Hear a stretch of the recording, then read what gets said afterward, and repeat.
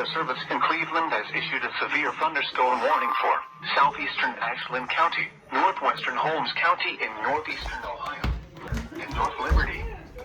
For your protection, move to an interior room on the lowest floor of a building. Repeating, a severe thunderstorm warning has been issued until 7:45 p.m. Eastern Daylight Time for the following counties in Ohio: Ashland, Holmes, and Knox.